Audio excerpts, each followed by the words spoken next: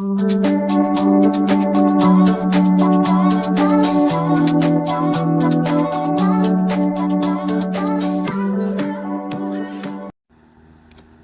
is a video journal of the garden in December.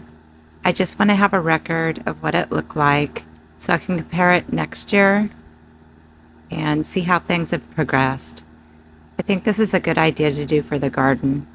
Just take a look and see what needs to be worked on and what's going to change. And then, yeah, I snuck in some video of my aunt's little garden. Isn't it beautiful? And this is my aunt that has inspired me with succulents and plants pretty much throughout my life and really got my garden going and helped me out with a lot of cuttings. Isn't her collection gorgeous? I just love it. So beautiful.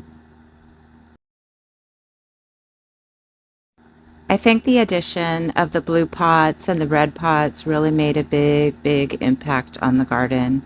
And so that's something I want to work towards, is putting out some more pots in different places to add some color and some volume to the garden. So that's what I'm going to be working on this year, among other things.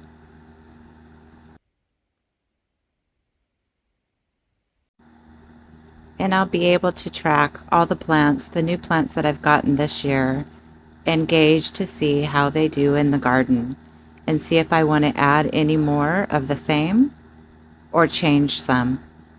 So it's a really good idea to get a video journal of your garden and to see what things look like now, what things need to change.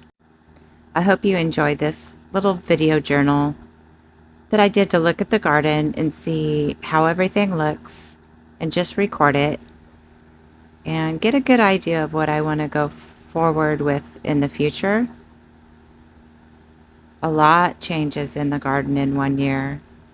So this is a look back at the very last of 2024 in the garden.